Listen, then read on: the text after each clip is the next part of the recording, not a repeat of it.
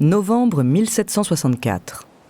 La forêt de Mersoir, à l'est du Gévaudan, est nimbée de brouillard. Le ciel et les étoiles se devinent à peine à travers les branchages. Sous le vent, les troncs grincent, les feuilles tremblent comme des grelots. Au plus profond des fourrés, les chouettes et les corbeaux semblent se rassembler, toujours plus nombreux, en poussant de petits cris sordides pour avertir le bois de la présence des hommes. Le sol, couvert d'aiguilles de pin, craque sous le pas des soldats, des gardes-chasse et des paysans qui avancent prudemment. Ils sont plusieurs milliers à marcher en cercle serré, armés de haches, de lances et de fusils. Un étau destiné à piéger la bête qui leur échappe depuis près de 2 mois maintenant. Il fait froid. Le pelage des chiens limiers est secoué de frissons réguliers. Mais la traque les garde à l'affût. Ils pistent au flair, les oreilles tendues, attentives au moindre bruit suspect. Le capitaine Duhamel est en tête du cortège. Pas de gestes brusques, pas de coups de feu inutiles. Il a prévenu ses hommes. La bête est plus intelligente qu'un simple animal. C'est un prédateur qui sait se faire discret quand il se sent chassé. La débusquer demande patience et détermination. Ce n'est pas un loup, il en est certain. Il en a déjà tué plusieurs dizaines ces dernières semaines dans la région, sans que les meurtres ne diminuent. Et puis, a-t-on déjà vu un loup préférer la chair du berger à celle de ses brebis ? Non. La bête est quelque chose d'autre, plus agile, plus féroce, plus cruel. À la lumière des torches, les soldats et les volontaires continuent de progresser dans le bois. Les ramures entrelacées des arbres dessinent des formes étranges et projettent alentour des ombres démesurées. Un silence de mort semble maintenant s'être abattu autour d'eux, comme si la forêt tout entière retenait son souffle. Soudain, Duhamel s'arrête. Aussitôt, l'armée de chasseurs l'imite et s'immobilise. Le capitaine fronce les sourcils, plisse les paupières, et à une dizaine de pas devant lui, il aperçoit 2 yeux clairs qui brillent dans le noir. Très lentement, il épaule son fusil, arme le cran, place son doigt sur la détente et tient l'animal en joue. La créature est partiellement cachée dans les buissons, mais la taille de sa silhouette ne trompe pas. C'est la bête qu'il a dans sa ligne de mire. Face à lui, elle le regarde d'un air confiant, comme pour le mettre au défi de tirer. Duhamel marque un temps d'hésitation, puis... Le monstre pousse un gémissement et s'effondre au sol, avant de se relever précipitamment. De nouveau, la bête accuse le coup, puis se redresse en grognant. Cette fois, le tir semble l'avoir atteint en plein poitrail. Et pourtant, la créature se cambre et s'enfuit à toute vitesse dans la nuit noire. Ce soir-là, les hommes ont beau lâcher les chiens, passer la forêt de Mersoir et ses environs au peigne fin, ils ne retrouvent pas sa trace. En réalité, c'est la première et dernière fois que Duhamel aura l'occasion de la tuer. Car la bête du Gévaudan est insaisissable. Et plus le nombre de témoignages et de descriptions du monstre augmente, et plus le mystère s'épaissit.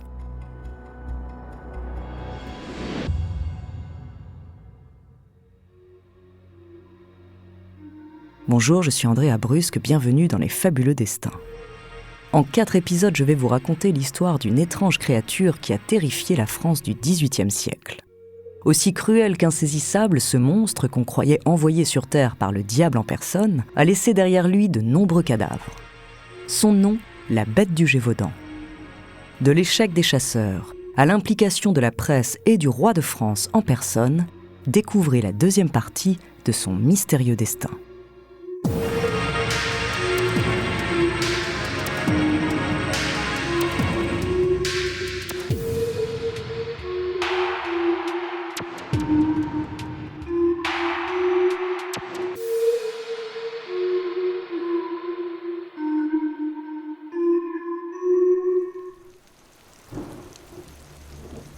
Pendant tout l'automne et le début de l'hiver 1764, le capitaine Duhamel traque la bête du Gévaudan.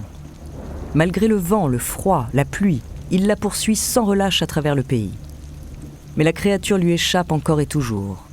Pire, elle continue de tuer femmes et enfants sur son passage. Certaines victimes sont retrouvées tout près de leur maison, en plein jour. Des témoins disent même l'avoir aperçue dans les rues des villages, aux fenêtres des maisons.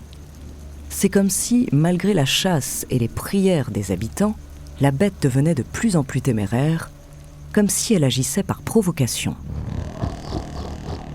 Duhamel s'obstine, mais il change de stratégie. Après l'avoir touchée sans la tuer dans la forêt de Mersoir, il tente de la prendre en embuscade. Cette fois, le cadavre de l'une des victimes servira d'appât. Il s'empare de la dépouille et la dispose près d'une rivière. Le vent et les eaux colporteront l'odeur du sang dans les environs, et le monstre certainement reviendra s'y nourrir. À défaut de le trouver, le capitaine espère l'attirer jusqu'à lui. Avec ses hommes cachés à proximité, il attend plusieurs jours. Mais en vain. La bête ne mord pas à l'hameçon. Bien au contraire, elle multiplie les meurtres partout dans le Gévaudan et même jusqu'en Auvergne. Agacé par des mois de traque infructueuse, Duhamel divise ses troupes en 4 et les répartit sur tout le territoire. Mais la créature esquive les soldats et attaque parfois des villages très éloignés en un seul jour d'intervalle. C'est à n'y rien comprendre. D'abord, elle survit à 3 coups de fusil et en plus elle se déplace à une vitesse prodigieuse. Duhamel a l'impression de perdre la raison. Il ne veut pas croire les rumeurs des villageois. Et pourtant, elle lui trotte constamment dans la tête. Et si la bête avait le don d'ubiquité, capable au même moment d'être à 2 endroits différents? Et si c'était en réalité une créature surnaturelle, mi-sauvage, mi-intelligente? Un loup-garou? Avant de continuer cet épisode, nous voulions vous remercier pour votre écoute. Si vous voulez continuer de nous soutenir, abonnez-vous à la chaîne Bababam Plus sur Apple Podcast. Cela vous permettra une écoute sans interruption. Ou bien écoutez ce message de notre partenaire sans qui ce podcast ne pourrait exister. On se retrouve tout de suite après.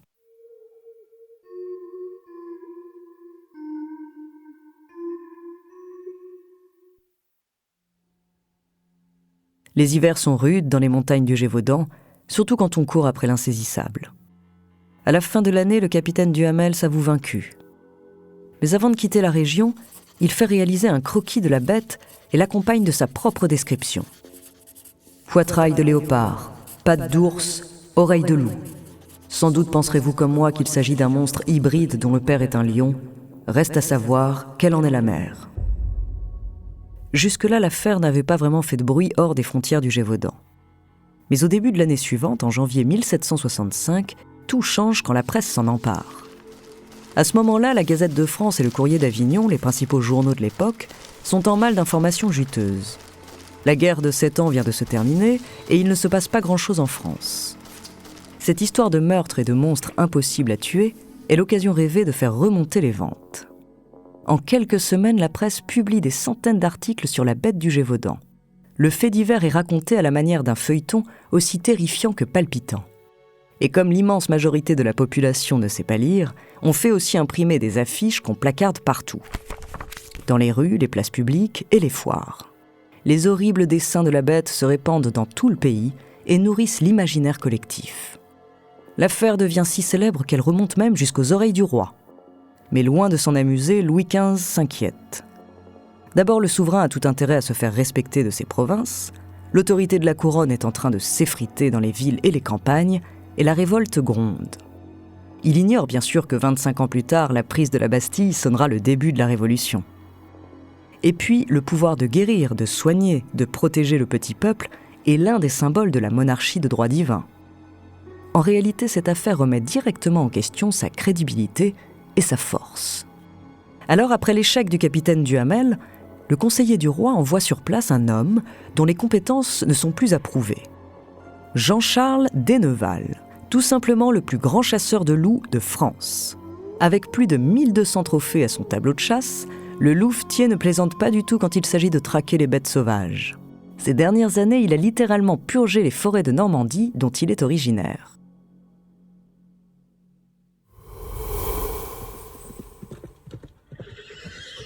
En mars 1765, Denneval arrive en Gévaudan avec son fils et ses 6 chiens, des grands dogs danois dressés pour courir à vue et étrangler leur proie sans la moindre hésitation. La soixantaine passée, le regard droit et sévère, un bicorne sur la tête, l'homme n'est pas du genre à se laisser intimider. D'un naturel pragmatique, il ne croit pas aux rumeurs. Mais il est vrai que cette province pauvre, reculée, abandonnée de Dieu, ne lui dit rien qui vaille. Il souffle ici un vent mauvais, un parfum de malheur. et dans chaque village où il passe, il sent flotter dans l'air l'odeur cuivrée du sang. Quelques jours à peine après son arrivée, Denneval est prévenu qu'un nouveau cadavre vient d'être retrouvé. Une femme d'une vingtaine d'années. Il se rend immédiatement sur place et ausculte la dépouille. L'épaule, le bras et le sein gauche ont été lacérés, puis rongés par la bête. Les marques des crocs sur la peau, la forme des blessures, tout lui paraît familier et ressemble à une attaque de loup, à un élément près. Il manque la tête de la victime. La femme a été décapitée et l'entaille à la base du cou est parfaite. Une coupure franche et nette. On croirait l'œuvre d'une hache de bourreau. À cet instant précis, le visage du vieux chasseur reste impassible. Mais au fond de sa poitrine, son cœur bat la chamade. Et un frisson de peur mêlé d'excitation parcourt tout son corps. Aucun canidé n'est capable d'un tel prodige, pas même les plus grands fauves d'Afrique dont il a connaissance. Alors soit les loups du Gévaudan sont bien différents de ceux de sa Normandie natale, soit les rumeurs disent vrai. Il règne bel et bien sur ces contrées hostiles une bête qui défie les limites de l'imagination.